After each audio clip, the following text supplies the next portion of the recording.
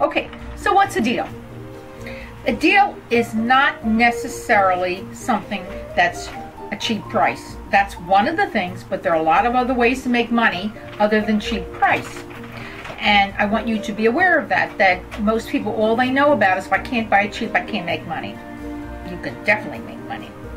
Now, the first thing you have to realize before you're ever making an offer to anybody is what's your exit strategy.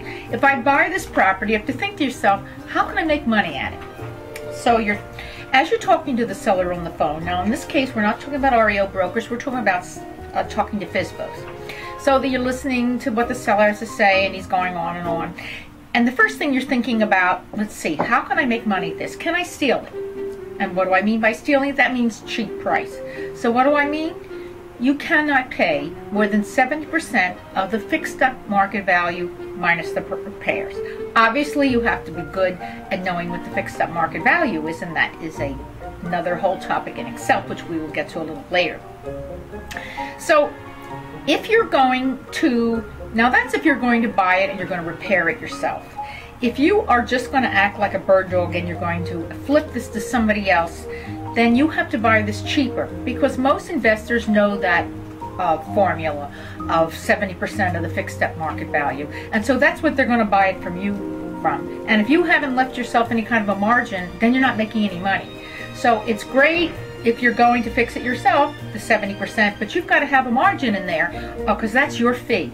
Most investors don't care how much money you're making. All they care about is, this is what I'm willing to pay you for the property, and if you can get it, whatever you can get it for below that is your fee, because it's not about you, it's about them.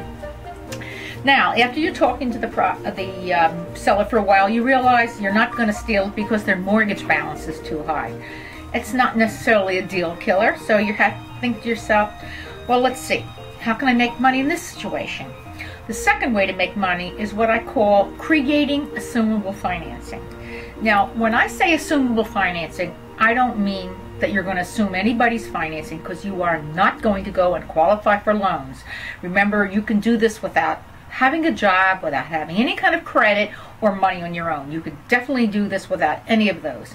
So you are not assuming a loan. What you're doing is taking over a loan from somebody else who's already got it in their name, and you're taking it over what they call subject to the existing loan.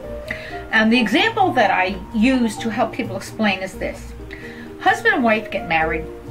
They buy a house together. Now they're both on the deed and they're both on the loan. They get divorced. And in a common scenario, the husband deeds the property over to the wife. He's no longer on the deed, but he's still on the loan. And he's going to still be on that loan until it's either sold or refinanced. He cannot get off that deed.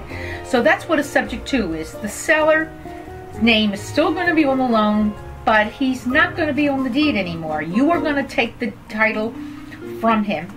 You're going to be the only person on the deed. He has to go away. Nobody stays there. Do not let anybody stay there. You're looking for trouble if you do. You're going to take it over, and the loan is going to stay in his name. Now, let's assume he has a really good loan. What I mean by really good loan, a low interest rate loan. I mean, folks, we are so used to seeing interest rates being low that unless you've been in the business for a long time, you don't realize this is not the norm. It's not going to stay this way. And there's a lot of reasons, which I can go over, that I really believe that interest rates are going to rise, and they're going to rise quickly.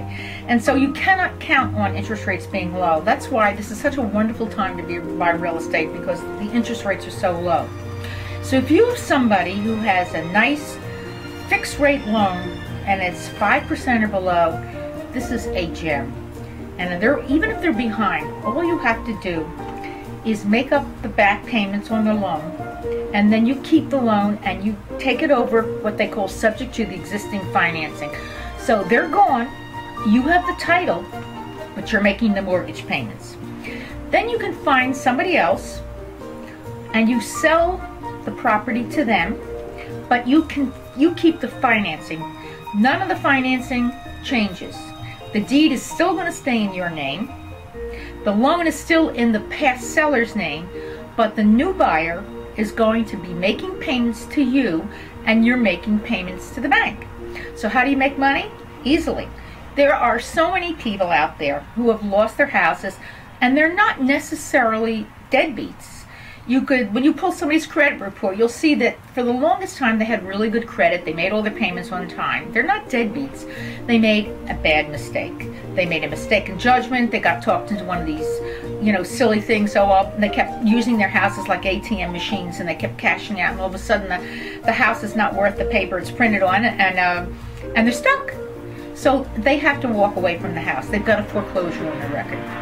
It does not, and they can't get another house. It doesn't mean that they don't want another house. So if you're lucky, you can find a house that has a nice low fixed rate interest rate, and you sell them this house, and you raise the interest rate. So instead of paying 5%, they're going to pay 6.5% to you. They're going to pay you a loan payment based on that 6.5%, and you're going to pay the bank based on the 5%. The money in between goes into your pocket. And folks, we have I'm going to show you in a minute, a spreadsheet that we call the cash calculator that shows just how much money can be made on this. I made a tremendous amount of money on doing this for the longest amount of time when interest rates were low and it was hard to get loans. Unfortunately, the only disadvantage of this is, like any other lender, they can cash you out if they can get a better deal. And so you hope that they don't cash you out, but if they do, you have no choice but to let them do it. And that's what happened to me. I had a bunch of these properties. They were all paying me amazing amounts of money. It's like having something net. I had one property I was making $1,000 a month net. I didn't have to do anything. I didn't have to fix anything. It was great. But then it got to the point where they changed the lending rules, and any moron could get a loan. All you had to do is fog a mirror, and they will cash me out because they could. They didn't have to qualify, and I had no choice. So I had to take give them the houses, and I didn't want to do that because I didn't want the money. I would like the monthly income. This is a great way to create cash flow that you don't have to ever work. Once you do this, and you get a bunch of these properties paying you $500 to $1,000 a month monthly cash flow, which is very doable. You're home free. I mean, you don't have to continue to work. You just continue to do this. It's really a great scenario, and I think this is a wonderful time to be going after these kind of properties, because if interest rates, and I do believe that they will rise in the future, your property is fixed at 5%. So let's have a scenario like you sell somebody this property, and in 2 years they come to you and they say, I lost my job, or I'm moving out of state or something, and I can't make the payments anymore. Fine.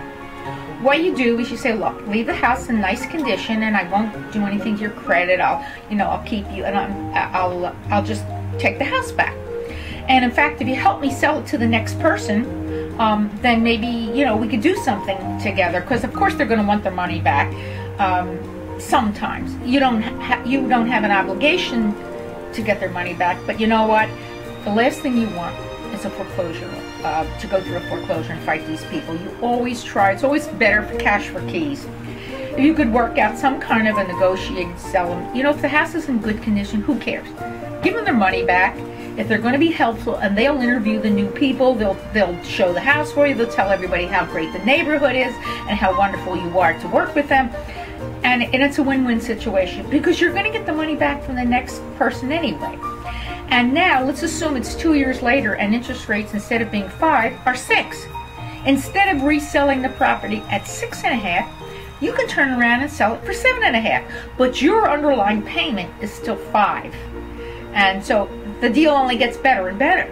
And a lot of times these people have improved the property. So you're getting back a property that was better than what you gave it to them for, and you have a bigger spread. I mean, it just gets better and better. Folks, this is a great way to make money. It really is. So what you're going to do is, you're not going to give these people a deed. You're going to give them something what they call an installment land contract. In some states, it's called a contract for deed. They do not get a deed, they get a piece of paper. Now understand that the IRS considers this a sale at this point.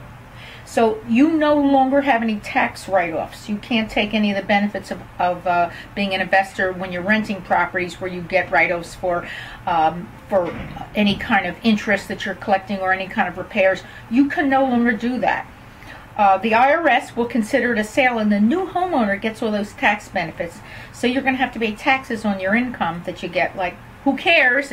It's great. You do no work, and so you pay the taxes on the income. So that's called the installments thing. So let's review. Can I steal it? Can I create some kind of consumable financing where I'm going to make money on the spread? And there are so many people out there who would love to have the chance to get into their own house. All these people left, you know, they were foreclosed or they walked out away from their houses. Half of them have pets, and you can't rent with a pet. A lot of times you're going to be able to put them back in the same neighborhood that they left. The kids go to the same schools, they have the same friends, nothing changes, and they're still in their dream house.